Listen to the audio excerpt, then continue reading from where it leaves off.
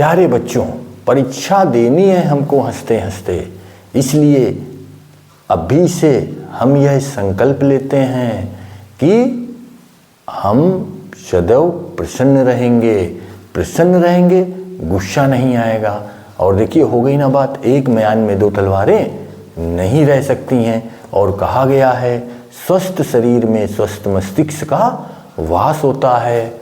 अब बच्चों देखो, आपके सामने शब्द ये लिखे हुए हैं, काफ़ी अकेला हूँ, अकेला काफ़ी हूँ। शब्द वही हैं, केवल क्रम और कोना बदल गया है, भावार्थ बिल्कुल बदल गया है। देखिए बच्चों, शब्दों का खेल बड़ा निराला है, शब्दों में बड़ी जान होती है, इन्हीं से आरती अरदास और अजान होती है। ये समुंदर के वो मोती हैं जिनकी इंसान की इंसान से पहचान होती है। और शब्द संभाल के बोलिए, शब्द के हाथ न पाऊं, एक शब्द औषधि करे, एक शब्द करे घाव। और बोलो यदि पहले तुम तोलो, और फिर मुख को खोला करना, और पुष्प नहीं तुम बन सकते तो कांटे बनकर मत रहना। अब देखिए बच्चों, यहाँ पर हम इसलिए कहा कि हिंदी के पेपर में हमको शब्दों का चयन, शब्दों का ही खेल है। आप कितने अच्छे से अच्छी तरीके से शब्दावली पेश कर सकते हैं, ये आपके ऊपर निर्भर होता है। और हमको लिखते समय बहुत ध्यान रखना पड़ता है कि हमसे कुछ गलत ना लिख जाए। तो इसके लिए आप लोग बच्चों, एक मतलब जो पेपर है, ये कम से कम 4 पेपर आप इसलिए हल करें। जैसे मान लीजिए आप पहली बार पेपर हल करते हैं, आपने पेपर हल किया, चाहे वो हिंदी का हो, चाहे सामाजिक विषय का हो, चाहे विज्ञान का हो, चाहे गणित का हो, फिजिक्स हो, केमिस्ट्री हो, कोई पेपर हो। आप जब पेपर को हल करते हैं तो आपको जो समय सीमा निर्धारित की जाती है 3 घंटे, 15 मिनट तो पेपर पढ़ने का दिया जाता है, 3 घंटे जो आपको समय सीमा निर्धारित करी जाती है। हमने देखा है कि जब बच्चों को हम पेपर कहते हैं कि हल करो, तो पहली बार में काफ़ी बच्चे पेपर नहीं हल कर पाते हैं, पूरा पेपर नहीं हल कर पाते हैं। कुछ बच्चे 80% हल कर रहे हैं, कुछ बच्चे 90% हल कर रहे हैं, कुछ बच्चे 95%, यहाँ तक कि कुछ बच्चे 60% हल कर रहे हैं। इसका मतलब क्या है कि बच्चों ने उसका अभ्यास नहीं किया है, पेपर हल करने का अभ्यास नहीं किया है। लेकिन बहुत से बच्चे 100% हल करते हैं। तो जो अभ्यास है, आप पेपर को हल करिए और देखिए क्या आप 3 घंटे के भीतर पूरा पेपर हल कर पाते हैं कि नहीं। अब ये पेपर आपके मॉडल पेपर में दिए हैं, आपके स्कूल में पेपर कराए गए होंगे, या आपके पास पुराने पेपर्स भी होंगे। तो आप पेपर को हल करिए। देखिए, आप जब पेपर हल करेंगे, तो जब आप पूरा पेपर समय के अंदर हल कर लेंगे, तो आपके अंदर से परीक्षा का भय खत्म हो जाएगा। और आप ये मान के चलिए, नहीं, लोग कहते हैं ना कि अगर हम कोई व्यक्ति किसी काम को शुरू कर दे तो वह काम 50% हो जाता है। आपने अगर पेपर बैठ के हल कर लिया 3 घंटे के भीतर, तो ये मानिए कि आपका लगभग 50% काम पूरा हो गया। और जो शेष 50% बचा है, आप निरंतर अभ्यास करते रहिए, पढ़ते रहिए, प्रश्नों को याद करते रहिए, वो भी आपका कार्य पूरा हो जाएगा। अब हम ये जो पेपर है, ये वर्ष 2023 का पेपर है, 801 इसका नंबर है और DC संकेतांक है। इस प्रश्न पत्र में 2 खंड है, खंड आ, खंड बा। खंड आ में 20 प्रश्न हैं जो 1-1 अंक के हैं, बहुविकल्पी हैं, और खंड बा में 10 प्रश्न हैं जो वर्णनात्मक हैं, जो 50 अंक के हैं। दोनों मिलाकर ये 70 अंक का हो गया। देखिए, इसमें जो खंड बा है, उसमें देखिए 2023 में आपका जो पत्र लेखन था वो नहीं था, 2024 में पत्र लेखन को जोड़ा गया है। तो 2023 में प्रश्नों की संख्या 9 थी, लेकिन 2024 में प्रश्नों की संख्या 10 है। देखिए हमने इसमें प्रश्नों की संख्या कितनी बनाई है, 10। ठीक, 2024 में प्रश्नों की संख्या 10 है। अब ये जो पत्र लेखन जोड़ा गया है, 2023 में संस्कृत के जो प्रश्न उत्तर थे वो 2 करने थे, 4 में से 2 करने थे और वो 4 अंक के थे, लेकिन अब वो 2 अंक के हैं। और निबंध वर्ष 2023 में 9 नंबर का था। निबंध वर्ष 2023 में 9 नंबर का था, अब वो निबंध जो है वर्ष 2024 में 7 अंक का है। यानी 2 नंबर निबंध से 2 नंबर 2 नंबर आपके संस्कृत के प्रश्न उत्तर से लिए गए और वो पत्र लेखन में 4 अंक का हो गया। अब देखिए ये जो पेपर है, आज हम लोग खंड आ पर चर्चा नहीं करेंगे, हम लोग खंड बा पर चर्चा करेंगे। तो खंड बा के लिए हम लोगों ने, ये हमें पता चल गया कि खंड बा में 10 प्रश्न आने हैं। ठीक, अब ये तो पूरा पता हो गया कि खंड बा में हमारे पास 10 प्रश्न हैं। तो हमने क्या किया कि इन 10 प्रश्नों के लिए पहले हमने एक प्लस का चिन्ह बनाया, उसके बाद हमने दोनों तरफ से अर्धक कर दिए। इसके बाद में देखा कि अभी भी प्रश्नों की संख्या 1 2 3 4 5 6 7 8 है, तो 2 अर्धक और इसके कर दिए। ये जो 45 अंश है इसके हमने 2 अर्धक और कर लिए। अब हमने देखा इस तरीके से प्रश्नों की संख्या 10 हो गई। अब देखिए वही जो है इसका हमने एक इस तरीके से एक चित्र जो है तैयार कर लिया। अब देखिए चित्र तैयार करने से क्या है कि हम अगर किसी प्रश्नों को रख के एक माइंड मैप अगर तैयार करते हैं तो हमारे माइंड की मेमोरी में जो भी प्रश्नों का क्रम है, जो भी उनके अंक हैं, वो बहुत जल्दी सुव्यवस्थित सेट हो जाता है। क्योंकि जब हम आंखें बंद करके उस चित्रण का अपने मेमोरी में उस चित्रों को देखते हैं तो वो पूरी तरीके से प्रश्नों का जो भी एक समायोजन है वो माइंड की मेमोरी में सेट हो जाता है। तो इसलिए हमने इसको इस तरीके से तैयार कर दिया। अब मान लो ये हमारे पास पेपर है, अब इसमें से 10 प्रश्न हैं। अब देखिए बच्चों, आप लोगों ने पेपर अगर हल किए हैं तो आपको पता है कि जो पहला प्रश्न है वो है निम्नलिखित गद्यांश पर आधारित प्रश्नों के उत्तर दीजिए। तो निम्नलिखित गद्यांश पर आधारित प्रश्नों के उत्तर दीजिएगा, मतलब हो गया गद्यांश 1 नहीं है, गद्यांश 2 है, जिनमें से आपको 1 का उत्तर देना है। और 2 धन 2 धन 2 बराबर 6 ये पैटर्न है उसका। ठीक, तो पैटर्न ये बता रहा है कि ये जो है ये गद्यांश में 3 प्रश्न होंगे और तीनों के अंक समान होंगे। अब देखिए ये जो हमने माइंड का मैप बनाया इसकी जरूरत क्यों पड़ी? देखिए हम लोग एक जो प्रणाली है TCI मेथड, तो ये TCI मेथड है, यानी कि इसको हम लोग कहते हैं टॉपिक कॉन्सेप्ट इंफॉर्मेशन, हिंदी में कहते हैं विसंज्ञा विधि, विषय संकल्पना जानकारी। इसकी सहायता से हम लोग बनाते हैं नोट्स। और नोट्स क्यों बनाते हैं? देखिए परीक्षा के समय बहुत कम होता है, मोटी मोटी किताबों पढ़ने का समय होता ही नहीं है। आप कुंजी पढ़ें या मोटी किताबें पढ़ें, इसका समय नहीं होता है। अब हमारे द्वारा बनाए गए नोट्स, जो हम अपने नोट्स बनाते हैं, हस्तलिखित नोट्स, ये बहुत कम पन्नों में बन जाते हैं और बहुत कम समय में हम इनका रिवीजन कर लेते हैं। और क्योंकि जब हम नोट्स बना रहे होते हैं तो 50% प्रश्न हमें उसी समय याद हो जाता है। जब हम उनको बनाते हैं तो वो उसी समय याद हो जाता है, 50% हम रिवीजन करके याद कर लेते हैं। तो इस तरीके से ये जो नोट्स हैं ये परीक्षा के समय हमारी बहुत मदद करते हैं। अब नोट्स जो हैं, अब टॉपिक है, टॉपिक पर नोट्स तैयार हो जाते हैं और नोट्स बहुत छोटे में बन जाते हैं। देखिए ये पेपर में जो है प्रश्न, उनको हमने इस तरीके से 10 इसमें जो 10 इसके वो कर दिए अलग अलग खंड, उनमें 10 नंबर रख दिए। देखिए 1 2 3 4 5 ये 10 तक दे दिए। अब हमें पता हो गया कि पेपर में 10 प्रश्न है इसमें, और 10 प्रश्न में देखिए यहाँ गद्यांश लिखा है, यहाँ पद्यांश, यहाँ संस्कृत का गद्यांश, यहाँ संस्कृत का पद्यांश, यहाँ 60 में लिखा। अब देखिए प्रश्न अगर ये देखो तो प्रश्न क्या है, निम्नलिखित गद्यांश में किसी एक गद्यांश पर आधारित सभी प्रश्नों के उत्तर तुम्हें देने। ठीक, अब देखिए हमने सिर्फ गद्यांश लिखा, क्योंकि पेपर हम जब पढ़ेंगे पूरा तो पेपर पढ़ने के बाद हमें इतना तो पता ही चल जाता है कि गद्यांश 2 हैं, 1 के उत्तर देना है, पद्यांश 2 हैं, एक के उत्तर देना है। संस्कृत के गद्यांश के संदर्भ सहित जो अनुवाद करना है वो भी 2 हैं, और संस्कृत के पद्यांश का जो संदर्भ सहित अनुवाद करना है वो भी 2 हैं।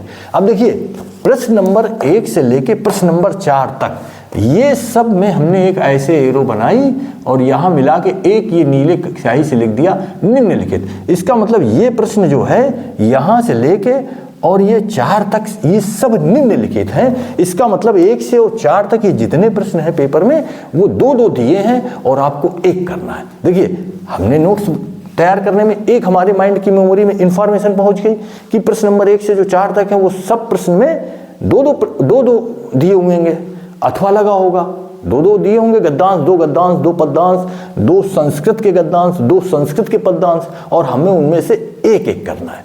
अब देखिए जब हमने इसको पढ़ा संस्कृत का जो गद्यांश है उसका संदर्भ सहित हिंदी में अनुवाद होता है, और जो संस्कृत का पद्यांश है उसका भी संदर्भ सहित हिंदी में अनुवाद होता है। अब देखिए यहाँ पर 3 धन 2 बराबर कितना लिखा है 5, यहाँ पर 3 धन 2 बराबर कितना लिखा है 5, यहाँ पर 2 धन 2 बराबर कितना लिखा है 6, यहाँ पे 2 धन 2 बराबर कितना लिखा है 6। इसका मतलब है कि गद्यांश जो दिया होगा उस पर आधारित 3 प्रश्न होंगे, वो सबके अंक समान है 2-2 अंक के। यही पद्यांश में आधारित प्रश्न जो दिए होंगे उसमें जो 3 प्रश्न होंगे और सबके अंक समान होंगे।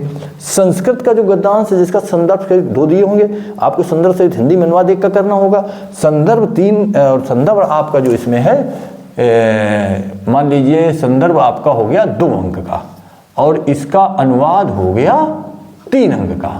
ठीक इसी तरह यहाँ 2 इधर कर दिया और 3 इधर कर दिया। अब देखिए ये आपका जो संदर्भ है वो 2 अंक का है, अनुवाद कितना है 3 अंक का है। इसी तरह संस्कृत के जो पद्यांश 2 दिए हैं उनमें से आपको किसी एक का संदर्भ से हिंदी में अनुवाद करना है, संदर्भ 2 अंक का है और उसका अनुवाद 3 अंक का है। अब देखिए 4 प्रश्न हमने जब अपने हस्तलिखित से ये माइंड मैप तैयार किया तो 4 प्रश्न हमें पता हो गए कि कौन से नंबर 1, नंबर 2, नंबर 3, 4 हैं, उनमें से सब में अथवा लगा हुआ है 1 करना है। उनके अंक भी हमको पता हो गए कितने अंक का कौन सा प्रश्न है। ठीक अब देखिए इसके बाद आगे प्रश्न नंबर 5 में।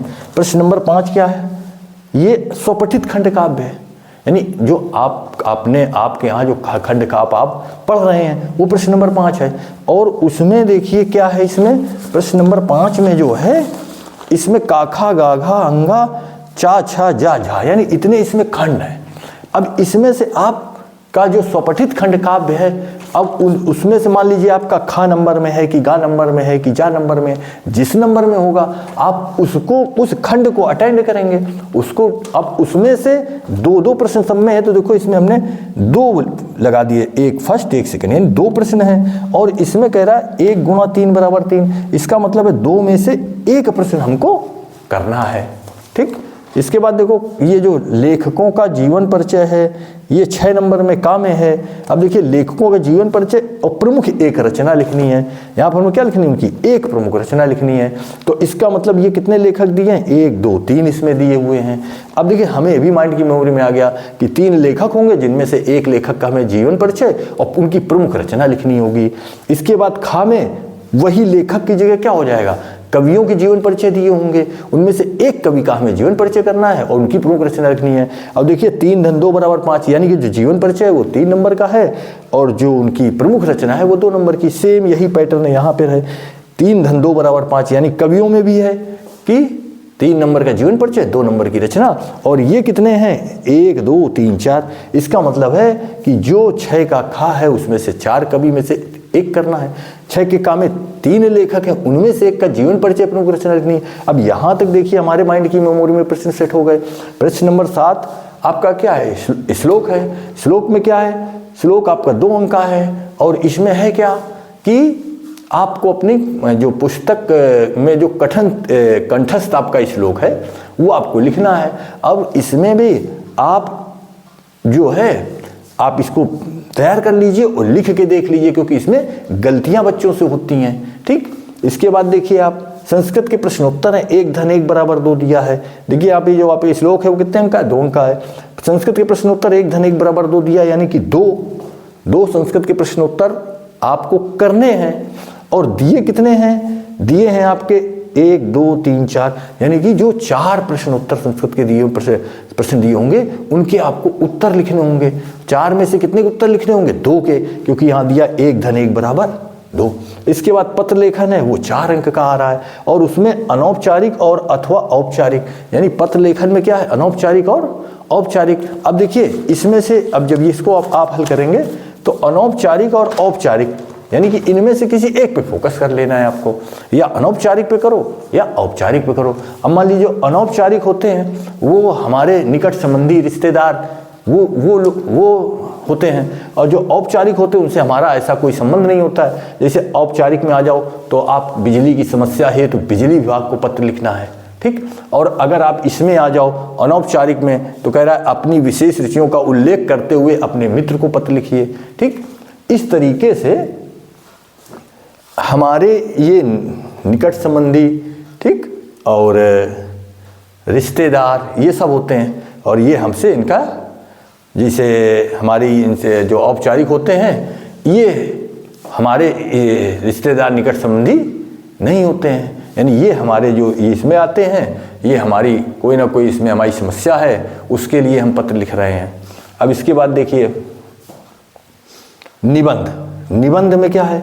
निबंध आपका दिया हुआ है 4 निबंध हैं, और 4 में से 1 गुणा 7 लगा हुआ है, यानी 1 आपको करना है, वो 7 अंक का है, और उनमें से ये 4 में से 1 आपको करना है। अब देखिए पूरा का पूरा ये जो मैप है हम लोगों ने टॉपिक कॉन्सेप्ट इंफॉर्मेशन से इस तरीके से तैयार किया। और देखिए जब आप आंखें बंद करें और इस चित्रों को आप अपनी मेमोरी में देखें, अपनी आंख बंद करके इस चित्रण के बारे में सोचेंगे, तो आपको पता चलेगा 1 नंबर में ये, 2 नंबर में ये, 3 नंबर में ये, 4 नंबर में ये, 5 नंबर में ये, 6 नंबर में ये, 7 नंबर में ये, 8 नंबर। आप 10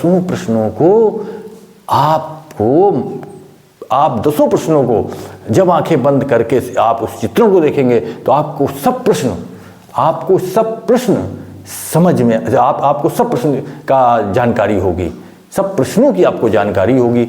और इसका देखिए आपको क्या लाभ मिलेगा? इसका लाभ ये मिलेगा कि जब आप पेपर हल कर रहे हैं, मान लीजिए अभी आप 4 पेपर हल करेंगे, आप देखेंगे कि अगर हम 2 घंटे में प्रश्न नंबर 6 पर है, ठीक, तो इसका मतलब है आपने 1 घंटे में इन प्रश्नों को कर लिया है। आपको ये पता हो गया कि आपकी जो लेखन की क्षमता है, वो लिखने की जो गति है, वो अगर आप परीक्षा के समय पेपर हल कर रहे हैं तो आप अगर 2 घंटे में उसी प्रश्न पर हैं तो आपको लगेगा कि हमें कोई दिक्कत नहीं है, हम अच्छी राइटिंग में जिस तरह से हमने अभ्यास किया था उसी तरीके से हमारा पेपर हल हो रहा है। और अगर आप परीक्षा के समय में मान लो उस प्रश्न से पीछे हैं तो आपको ये लगेगा कि अब हम अपनी गति को बढ़ाएं, क्योंकि अभी तो इतने प्रश्न हम 1 घंटे में करते हैं तो उससे हम अभी 2 प्रश्न पीछे चल रहे हैं। तो आपको ये भी एक लाभ होगा कि आप थोड़ी सी गति बढ़ा के अपने पेपर को हल कर लेंगे। बस इसका ये एक उद्देश्य होता है, पेपर को माइंड की मेमोरी में सेट करना।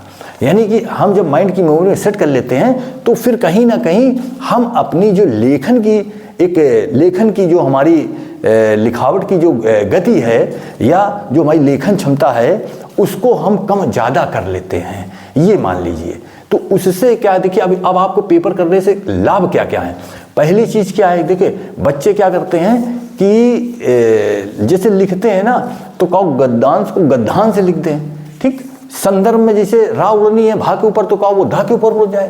तो बच्चों जब आप 4 पेपर हल कर लेंगे, उसके बाद जब आप 5वीं बार पेपर हल करें या जब पेपर आप समय सीमा के अंदर हल कर रहे हैं, आपने मान लिया 2 पेपर हल किए, आपने पेपर को समय सीमा के अंदर हल कर लिया, ठीक। तो अब आप तीसरे पेपर को क्या करें, अभ्यास पुस्तिका मिलती है बाजार में, उस अभ्यास पुस्तिका में पेपर को लिखें अच्छी से अच्छी राइटिंग में। देखिए जब आप पेपर को 2-3 बार हल करेंगे तो उसमें आपकी लिखावट भी अच्छी हो जाएगी, और उसके बाद आप अपने घर में माता पिता या भाई बहन जो इसके बारे में जानकारी रखता हो उसको आप अपनी कॉपी को दिखाएं, वो आपकी कमियां बताएगा और आप उनको अभी सुधार लेंगे, उन कमियों को भी आप सुधार लेंगे, ठीक। तो ये और आपको फायदा होगा। इस तरीके से पेपर हल करने से आप ये मान लीजिए कि 50% कार्य आपने कर लिया। पेपर हल करना 100 बात की एक बात याद रखना पेपर हल करना बहुत जरूरी है। ठीक बच्चों, याद रखना। अब देखिए आप, ये जो आपकी टॉपिक कॉन्सेप्ट इंफॉर्मेशन की जो टेक्नोलॉजी है, इसकी सहायता से हमने बताया कि नोट्स बनाते हैं और वो बहुत सरल हो जाते हैं और परीक्षा के समय हमारे काम आते हैं, क्योंकि मोटी मोटी किताबें हम पढ़ नहीं पाते हैं। अब यहाँ पर देखिए बच्चों, ये इस तरीके से जब हम कुछ हट के अलग करते हैं, ठीक, अपने नोट्स बनाते हैं, तो पंक्तियाँ आपको पता होंगी कही गई हैं, है सूरवीर इस दुनिया में जो अपनी राह बनाता है, कोई पद चिन्हों पर चलता, कोई पद चिन्ह बनाता है, और बाधाएं कब बांध सकी हैं आगे बढ़ने वालों को, और विपदाएं कब रोक सकी हैं मरकर जीने वालों को, और विपदाएं कब रोक सकी हैं मरकर जीने वालों को। वो पथ क्या पथिक परीक्षा क्या, जिस पथ में बिखरे शूल न हो, नाविक की कार्य कुशलता क्या, जब धाराएं प्रतिकूल न हो। अब देखिए कि हमको ये जो, जब हम इस पेपर को अपने माइंड की मेमोरी में सेट कर लिया, अब इसके बाद क्या है, हमें अंक भी पता हो गए। ठीक, अंकों का विभाजन भी हमको समझ में आ गया, क्योंकि हमने जब इनको लिखा कि यहाँ पर 2 धन 3, 2 धन 3, यहाँ पर देखिए 3, यहाँ पर देखिए 3 धन 2, यहाँ पर 3 धन 2, यहाँ 2, यहाँ 1 धन 1 बराबर 2, यहाँ 4 और यहाँ 7। यानी हमें ये भी पता हो गया, हमें इसका भी आकलन होगा कि अभी हमारे कितने अंक का पेपर छूट रहा है।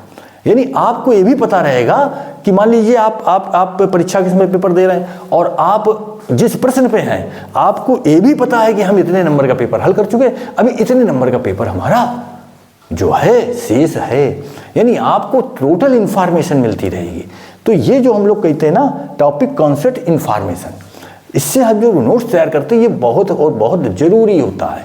इसलिए बच्चों, अपने द्वारा तुम्हारे लिखे गए नोट्स आपको ये मान लीजिए कि पढ़ने में बहुत बहुत आपको सहज होंगे।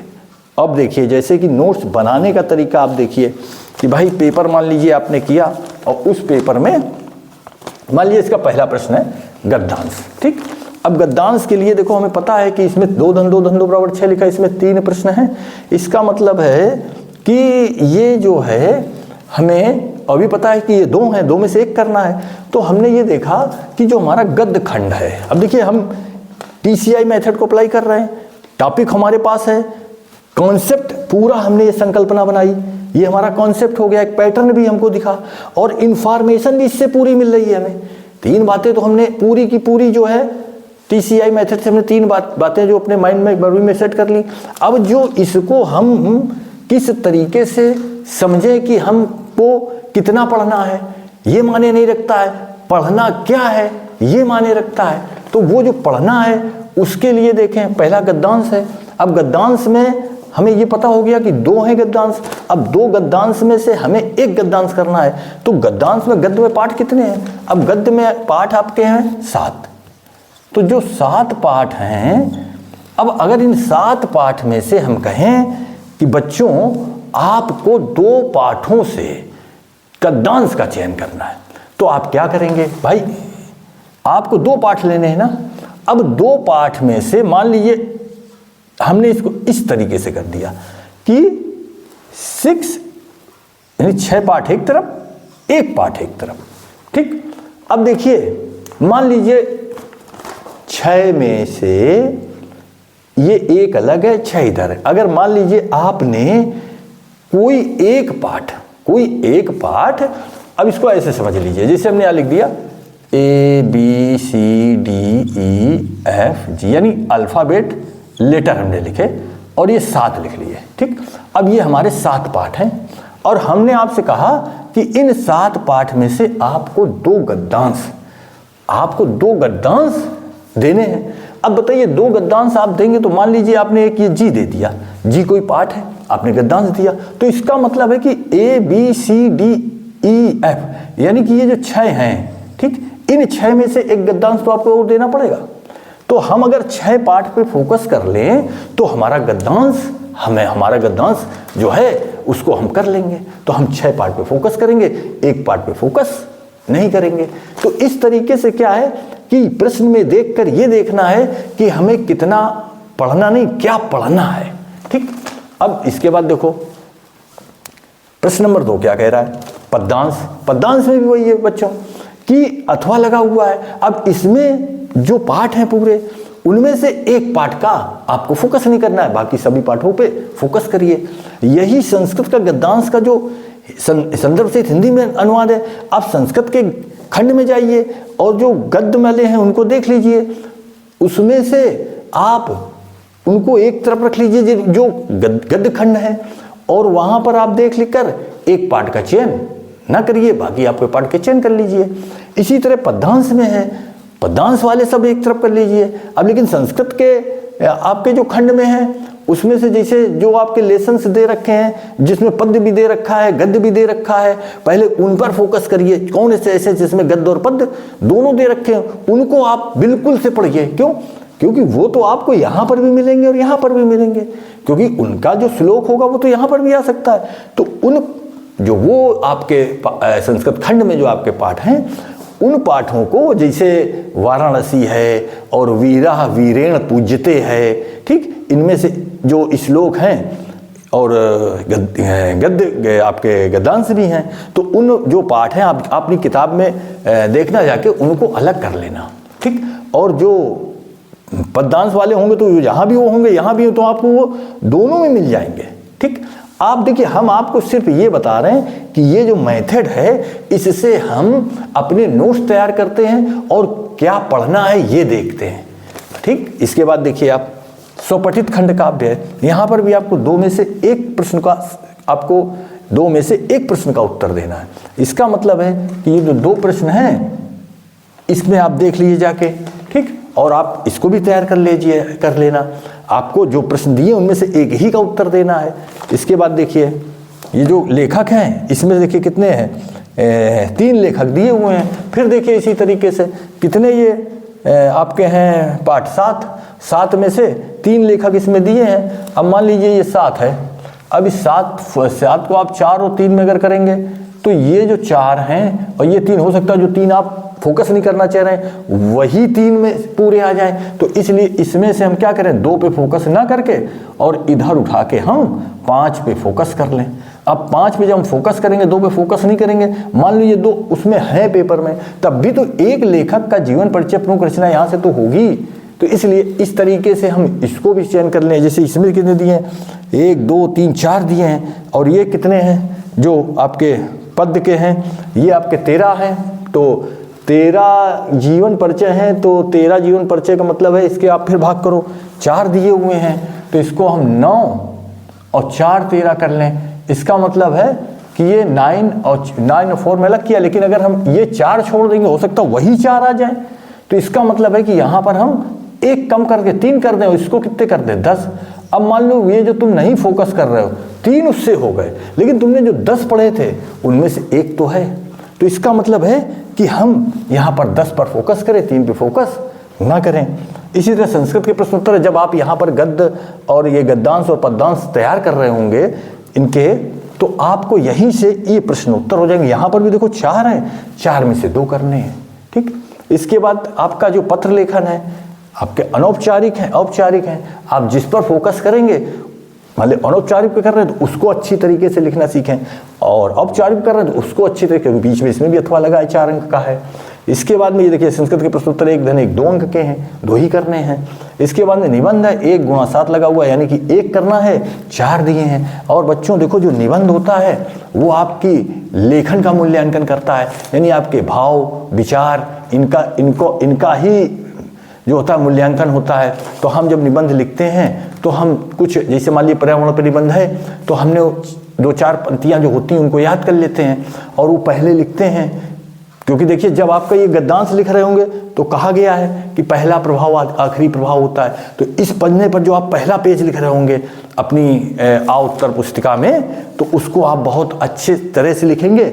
और देखिए बच्चों, जैसे मान लीजिए आप उत्तर इसका पहले का दे रहे हैं तो आप लिखेंगे जैसे खंड बा उत्तर प्रश्न संख्या, अब यहाँ लिखेंगे 1। आपको लिखना है उत्तर प्रश्न संख्या। कैसे लिखना है? उत्तर और प्रश्न संख्या, इससे थोड़ा अच्छा लगता है, और 1 लिख दिया। ठीक, अब ये आपने ऊपर लिखा उत्तर प्रश्न संख्या 1, तो ये लिखना बहुत अच्छा लग रहा है। और इसके बाद आपने फर्स्ट जो 1 नंबर 2 नंबर 3 नंबर उसके प्रश्न हैं उनके उत्तर दिए। और बच्चों अगर आपका मान लो पहला प्रश्न आप गद्यांश का कर रहे हैं और इस पेज पे कर रहे हैं और आपका यहाँ पर ये प्रश्न खत्म हो रहा है, तो फिर यहाँ से दूसरा प्रश्न ना स्टार्ट करें, आप दूसरा प्रश्न दूसरे पेज से स्टार्ट करें। ठीक, ये भी आपको ध्यान देना है। और इस तरीके से जब प्रश्न लिखना उत्तर प्रश्न संख्या 1, अब मान लो जब एक प्रश्न हो गया, उसके तीनों भाग आपने कर लिए, तीनों प्रश्न के उत्तर, फिर लिखेंगे उत्तर प्रश्न संख्या 2 है, फिर उत्तर प्रश्न संख्या 3, फिर उत्तर प्रश्न संख्या 4, ऐसे आप लिखते चले जाइए। ठीक, तो इस तरीके से हम लोग इस पेपर को मैप बनाते, माइंड मैप बना के अपनी मेमोरी में सेट कर लेते हैं। अब इसके बाद बच्चों एक बात और आपको याद रखनी है कि जैसे मान लीजिए जो आप नोट्स बना रहे हैं, तो उन नोट्स को बनाने के लिए आप जैसे पाठ हैं और लेखक हैं, तो पहला प्रश्न तो गद्यांश का है, तो इसके लिए आपने देखे कितने पाठ हैं, ये 7 में हमें कितने फोकस करना था? 6 पे। तो इन 6 पर हम कोई एक ऐसी जैसे इनको देखिए पाठ एक तरफ ये पाठ लिखे हुए हैं, फिर इसी के आगे ये लेखक लिखे हुए हैं। और गद्यांश जब हम लोग पढ़ते हैं, तो जब गद्यांश आप देखना मॉडल पेपर में देखना, किताब में देखना, आप गद्यांश को जब पढ़ेंगे तो आपको कुछ शब्द ऐसे मिलेंगे तो जो आपको लग रहा होगा कि इस गद्यांश में पढ़ रहे थे तो हमें इसमें भी मित्रता मिल रहा था, उस गद्यांश में पढ़ रहे थे तो उसमें भी मित्रता मिल रहा था, या और गद्यांश पढ़ रहे थे वहाँ भी बुरी संगत मिल रही थी, इसमें भी बुरी संगत। यानी गद्यांश को जब हम पढ़ेंगे तो कुछ 4 से 5 शब्द ऐसे निकल के आ जाएंगे सभी गद्यांशों को हम पढ़ेंगे कि वो 5 गद्यांश के वो 5 शब्द अगर हम अपनी माइंड की मेमोरी में सेट कर लेंगे तो कहीं से भी वो गद्यांश से अगर वो आता है तो वो 5 जो शब्द हैं वो बता देंगे ये गद्यांश इस पाठ पर आधारित है, इस पाठ से लिया गया है। ठीक, अब देखिए उसके लिए आपने क्या किया कि एक तरफ लेखक, एक तरफ पाठ और उधर उसके गद्यांश को आपने पढ़ के उसके कॉमन जो एक शब्द आ रहे थे उनको लिख लिया। अब जैसे कि मान लीजिए आपने पाठ लिखे और पाठ को किसी क्रम में लिखो, कोई ये नहीं है कि आपने पहले नंबर में मित्रता लिख लिया, दूसरे नंबर में ममता लिख लिया, तीसरे नंबर में अपने ईर्ष्या तू न गई मैंने, नहीं, आपने जिस क्रम में आपको ये ट्रिक से याद हो आप याद कर लो। मान लीजिए आपने अपना कोई ट्रिक बनाई, पहले आप क्या करेंगे, सभी पाठों को 1 बार 2 बार 3 बार देखें, फिर सभी लेखकों को देखें। ठीक, तो लेखक और पाठ आपने देख लिए, 3-4 बार आप देखेंगे तो आपके दिमाग में व्यवस्थित हो जाएंगे। अब इसके बाद आप ये सोचेंगे कि मान लीजिए हम इसको कैसे, भाई देखो हम क्यों कहते हैं कि आप प्रसन्न होकर पढ़िए, आप कोई गाना आ रहा होता तो आप उसको पूरे 100% मन लगाते हैं उस पर, आपको तुरंत याद हो जाता है। लेकिन जब आप पढ़ते हैं तो कहीं ना कहीं इसका मतलब है कि आपका दिमाग कहीं और भी हो जाता है। हम ये सबके लिए नहीं बात करते हैं, कुछ बच्चे ऐसे तो कहीं दिमाग हो जाते, तो उसमें होता क्या है कि फिर वो पूरी तरीके से याद नहीं हो पाता है। तो जैसे हम मान लीजिए जब हम कोई चीज़ हम गुनगुना के ही सीख पाते हैं, सीख रहे हैं, तो फिर हमने इसी को कर लिया कि मित्रता आचार्य से हो गई, अब मित्रता के आचार्य रामचंद्र शुक्ल हो गए, ममता जयशंकर प्रसाद से हो गई तो ममता के श्री जयशंकर प्रसाद जी हो गए। अब देखिए ईर्षा दिन भर, तो इसका मतलब ईर्षा से हमें बता रहा है ईर्षा तू न गई मेरे मन से, और जो दिन भर है उसमें दिन ये बता रहा है शब्द कि लेखक के नाम में दिन है। अरे हम लोग बचपन से खेलते थे 2 अक्षर का मेरा नाम उल्टा सीधा एक समान, खेलते थे बचपन में। तो अब देखिए दिन भर, दिन ये बता रहा है कि लेखक के नाम में कहीं दिन है, तो श्री रामधारी सिंह दिनकर। ठीक, ईर्षा तू न गई मेरे मन से के वो श्री राम।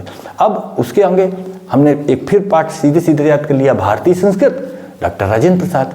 इसके बाद में फिर हमने देखा पानी में चंदा और चांद पर आदमी है, तो मन में आया कि पानी में अगर चंदा होगा तो उसका प्रकाश होगा, तो हमको याद आ गया पानी में चंदा और चांद पर आदमी के लेखक श्री जयप्रकाश भारती हैं, ठीक। और बाद में लिख लिया क्या लिखूं लाल, तो इसका मतलब हमने सोच लिया क्या लिखूं पाठ है, और जो लाल है वो लेखक के नाम में है लाल शब्द, तो श्री पद्म लाल पुन्नालाल बख्शी हो गए। इस तरीके से हम पाठ पाठ लिखें, फिर लेखक लिखें, और 2-4 बार पाठ लेखक देखें, और फिर अपनी ट्रिक बना लें। भाई हमने 6 की ट्रिक बनाई, 6 को अपना याद कर लिया। अजंता को हमने याद वो फोकस नहीं किया, ठीक। तो इसलिए हमने इस तरीके से आपको पाठ भी याद हो जाएंगे, लेखक भी याद हो जाएंगे। अब आप ये कहेंगे सर फिर हम ये बताओ कि हम गद्यांश कैसे समझेंगे। मान लीजिए पाठ लेखक तो हमने याद कर लिए, तो देखो गद्यांश में क्या है। अभी हमने कहा अगर आप मित्रता में जब मित्रता का पाठ आप देखेंगे, चाहे आप मॉडल पेपर में देखेंगे या किताब में देखेंगे, तो आप जब पढ़ेंगे तो आपको जो शब्द मिलेंगे, आप उन शब्दों को उसी जगह जहां आपने इधर पाठ लिखा है यहाँ लेखक लिखा है, तो आप गद्यांश के जो आपके शब्द हैं जो 4 से 5 आपको याद करने हैं, उस कहीं ना कहीं किसी गद्यांश में कोई शब्द मिल जाएगा। वो आपके कौन से हैं, बुरी संगत है, ठीक। और कौन सा है आपका कीचड़, ठीक। और कौन सा है आपका जो मान लो कच्ची मिट्टी की मूर्ति, ठीक। मित्रता, मित्रता स्वयं जो पाठ है वही, उसमें मित्र, ठीक। इस कुसंग का ज्वर भयानक होता है। इस तरीके से ये जो हमने शब्द बोले, ये उन गद्यांशों में कहीं ना कहीं आपको मिल जाएंगे। बस इन शब्दों को याद कर लो। आप गद्यांश को पढ़ रहे हैं, अगर इनमें से कोई शब्द वहां मिल रहा है तो आप समझ जाएं कि ये मित्रता पाठ से लिया गया है। अब ये आप समझ लीजिए कि ये इतने ही तो शब्द आपको लिखने हैं, और इन शब्दों को 1, 2, 3 दिन देखिए, आपको याद हो जाएंगे। और जब आप गद्यांश पढ़ रहे होंगे तो बड़े सावधानी पूर्वक पढ़िए, कहीं ना कहीं उस गद्यांश में ये शब्द जरूर मिलेगा। अब मान लीजिए जैसे मान लीजिए आपका दूसरा हो गया कि आपने कह गया कि सर उसमें क्या मिलेगा, मान लो क्या लिखूं मैं, क्या लिखूंगा हम कैसे जाने कि गद्यांश से हम कैसे समझेंगे कि क्या लिखूंगा है। देखो जब आप क्या लिखूं पाठ का गद्यांश होगा तो उसमें सबसे कॉमन जो शब्द मिलेगा आपको, दूर के ढोल सुहावने होते हैं। ये शब्द जो है आपको 1-2 गद्यांशों में मिल जाएगा, ठीक। तो आपने एक शब्द समझ लिया, दूर के ढोल सुहावने होते हैं। देखिए दूर के ढोल सुहावने होते हैं। देखिए जो वृद्ध हो गए हैं वो अपना अतीत देख रहे हैं, यानी वो अतीत का सपना देख के खुश हो रहे हैं। अब उनको वहां नहीं जा पाएंगे क्योंकि वो अतीत का ही सपना देख रहे हैं, वहां तक नहीं पहुंच पा रहे हैं। जो नौजवान है वो भविष्य को देख रहे हैं, तो वो भविष्य के लिए दूर हैं। ये बुजुर्ग अपने अतीत से दूर हो, तो इस तरीके से ये कहा गया दूर के ढोल सुहावने होते हैं। या अगर ढोल पास में बज रही है तो कान में बड़ी तेज आवाज होगी, ठीक। ध्वनि जो होती है बड़ी वैसी लगती है हम लोगों को, ठीक। और जब वही वही जो ढोल है दूर बजेगी तो मधुर धुन टाइप की हमें सुनाई देगी, ठीक। तो पास में तो ऐसे लगे जैसे पर्दे फट रहे हैं, तो इसलिए कान के पर्दे फट रहे हैं, ऐसी धुन सुनाई देगी। अब देखिए, अब आप इससे ये समझे कि ये क्या लिखूं है, या क्या लिखूं मैं एक गद्यांश में निबंध करके भी उसमें मतलब लिखा गया है। तो देखिए जो कॉमन वर्ड्स हैं, जो शब्द हर गद्यांश में मिल रहे हैं, देखो ये इन्हीं के, ये पाठ लिखे, ये लेखक लिखे, और वो जो शब्द हमको गद्यांश में मिल रहे हैं उनको हमने लिख लिया। और जब हम इसको पढ़ेंगे तो पाठ भी पढ़ेंगे, लेखक भी पढ़ेंगे, और जो शब्द कॉमन थे उनको भी पढ़ लेंगे, तो ये हमको याद हो जाएंगे। अब इसके बाद देखिए, ये जो तुम्हारा था क्या लिखूं हो गया। अब क्या लिखूं के बाद और क्या लिखूं में क्या तुमको मिलेगा, सुधारकों में जैसे आपको महात्मा गांधी, कबीर, ठीक, और महावीर स्वामी, इस तरीके से तुम्हें किसी गद्यांश में मिलेगा। और इसमें तरुण संसार, इस तरीके, आप देखो आपको 3 से 4 जो शब्द हैं जो गद्यांश में मिल रहे हैं उनका आप चयन कर लीजिए। अब वो जब 4 शब्द का आप चयन करेंगे तो वो 4 शब्द आपकी माइंड की मेमोरी, फिर अब आप माइंड की मेमोरी में बैठ जाएंगे। अब जब आप गद्यांश को पढ़ेंगे तो 4 शब्द आपको इंगित कर रहे होंगे कि देखो ये शब्द इसमें गद्यांश में है कि नहीं है। अगर वो गद्यांश में शब्द तुम्हें मिल रहा है तो वो पाठ मिल जाएगा। इस तरीके से पाठ का चयन होगा। अब मान लीजिए जैसे आपने कहा नहीं सर ईर्षा तो न गई मेरे मन से, तो फिर देखो ईर्षा की बड़ी बेटी निंदा, ईर्षा की बड़ी बेटी निंदा, यानी आपको लोग आजकल ईर्षा करते हैं जैसे कोई विश्व कल्याण का काम कर रहे हैं। और देखिए बच्चों, हम बहुत बार कह चुके हैं ईर्षा, क्रोध ये क्या है? ये माचिस की उस तीली की तरह होते हैं तो जो जलते तो दूसरे के जलाने के लिए हैं, लेकिन दूसरा जले या न जले वह स्वयं जल जाती है। यानी कि माचिस की तीली क्या है? जलती तो दूसरे के जलाने के लिए, लेकिन दूसरा जले या न जले वह स्वयं जल जाती है। तो देखो ईर्षा क्या है, जब आप इसको पढ़ेंगे इसके गद्यांश को तुम्हें अपने आप समझ में आएगा कि इसमें ईर्षा जो है इस तरीके का है। ईर्षा, निंदा, आप देखिए जाके इन सबको पढ़िए, आपको समझ में आ जाएगा कि ईर्षा तू न गई मेरे मन से का है। इसके बाद में आपका जो है ये ममता, ममता में आपको क्या मिलेगा? ममता, खुद ही ममता, मतलब आपको किसी न कहीं लिखा मिलेगा। काशी से उत्तर तक पिताजी, परम पिता, इस तरीके के आपको शब्द मिलेंगे। आप गद्यांश आज पढ़ना और देखना, और जो शब्द आपको दिख रहे हैं नहीं ये कई गद्यांश में है, उनको एक तरफ लिखा जाता है। भाई ये नोट्स क्या है? ये नोट्स जो हम बनाते हैं ये क्या है? ये किसी बड़े से बड़े एक जो कोर्स है, बड़ा में है, उस कोर्स को हम छोटा सा कर लेते हैं और हमें याद करने में आसानी होती है। इस तरीके से हमने आपको बताया। अब जैसे मान लीजिए पानी में चंदा और चांद पर आदमी है, तो जब पानी है तो पानी मिलेगा, चंदा है तो चंदा मिलेगा, ठीक। और देखिए चांद पर आदमी, अब भाई उस समय रेडियो थे तो रेडियो का भी इसमें कहीं ना कहीं नाम, पद्यांश पढ़ोगे तो रेडियो शब्द कहीं ना कहीं मिलेगा, टेलीविजन शब्द कहीं ना कहीं मिलेगा, ठीक। इस तरीके से आप बैठ के खूब ढंग से गद्यांश को देखें, आपको शब्द मिलेंगे, उन शब्दों का चयन करके लिख लें।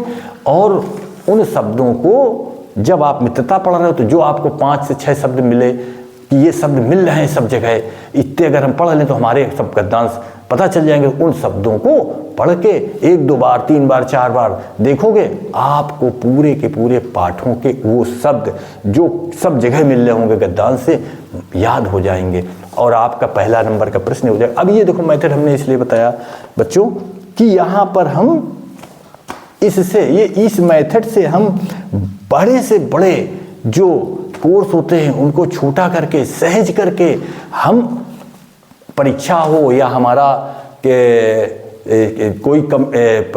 कोई भी एग्जाम हो, उसको एक पैटर्न पर हल करके अपने माइंड की मेमोरी में सेट करते हैं। अब जो अगला वीडियो होगा उसमें आपको हम लिखेंगे कैसे कॉपी पे, ठीक। और खंड आ में जो प्रश्न है उसमें कैसे आप किस तरीके से आप इस माइंड मैप को ऐसे बना के और कैसे आप याद करेंगे, तो उस पर चर्चा करेंगे।